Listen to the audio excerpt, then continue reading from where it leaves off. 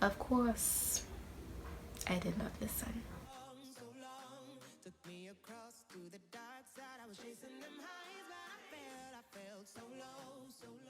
Where did I reach? So yeah, I got these red flags, and I didn't really adhere to what it is was going on because I was like, this is fate, 3 years, we rekindle. This is a perfect love story to tell to our children or our grandchildren.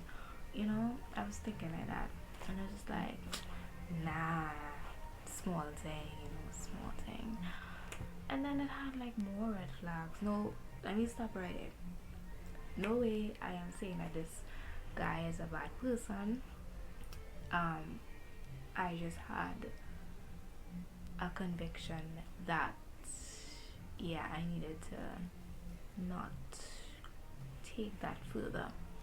Because you know what happened? We fell short, and this is coming from an imperfect Christian, we fell short. That was a bigger red flag to be like, alright, yeah, you need to not go there. And I just like, but I love him, and when I love what happens. But yeah, later down the road, certain behavioral patterns, I don't know, certain things, he was modeling and demonstrating, and I didn't like, and I felt like, I wonder if this is gonna be a permanent problem, or this is just something I just have to accept. And I was like, this doesn't feel like it's just a turnaround kind of personality trait. This seems like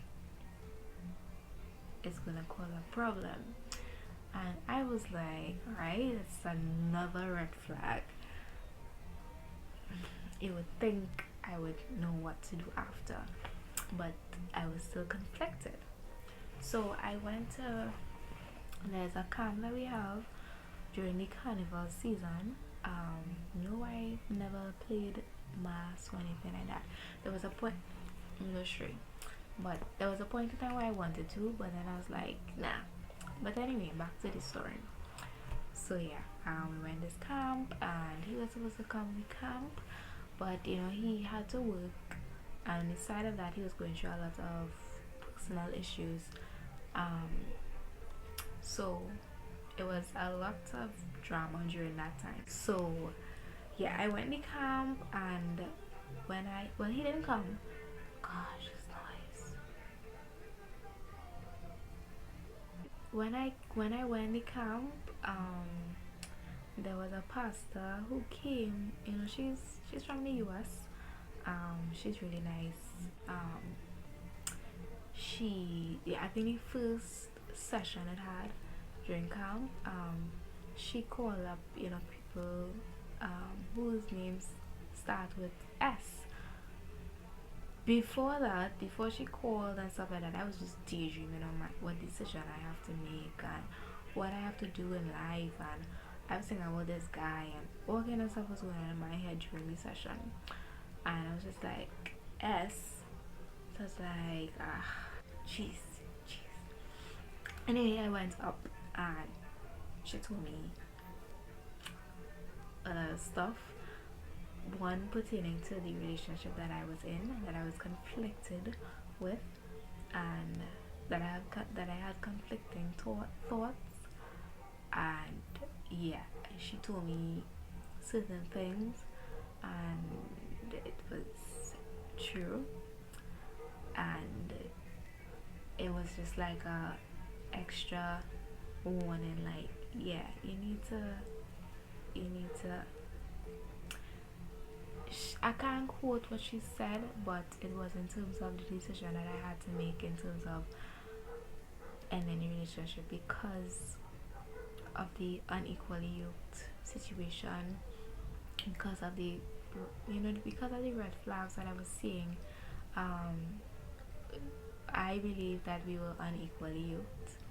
I believe that we weren't helping each other in terms of growing spiritually. And I know that at the end of the day you have to grow on your own, but I feel like being in a relationship made us, become, or had us kind of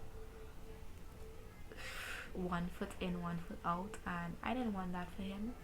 I didn't want that for me. So I had to make the decision, and it was hard to come to the terms, because even after the camp ended, um, we were still in a relationship, but like he was just like really different, acting differently, and I'm like, dude, relax. A lot of things was said to me, and it was hurtful to me. It was hurtful to hear, and I was just like, you know what, let's have the conversation. There was also something that happened, and it didn't sit well with me, and that was part of the issue that drove me to have this conversation and to make this decision. So yeah, I talked to a lot of older people as well, in terms of that, but it's only so much they could say, because at the end of the day I have to speak to God about it. So I did pray about it before having this um, conversation with that person. I prayed a lot, and I prayed that whatever I said will be nothing but wise words, and I prayed that he wouldn't get hurt, by what I had to say, and that we won't end up in an argument that will just mash up the friendship that we built as well. And yeah, we had the conversation in March, and it was hard. It was really, really hard, and I cried. I went to class. I think I had class after, and I just went in a bad mood.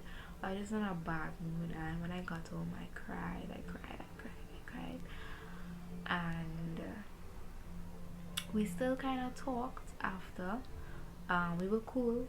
It was just kind of like something to adjust to, being single, after thinking that we would have lasted, forever, but it wasn't so. And you know at the end of the day I had to be obedient, because I know from the get-go, the Holy Spirit was telling me, to end this relationship. So if I had done it before, both of us wouldn't be hurt, as we were hurt, in March. So gentle reminder to be obedient, and don't wait until it's too late, and don't wait until it hurts you and the other person deeply. So yeah, we ended in March, and we are in December now, and this is when I finally felt comfortable to talk about it.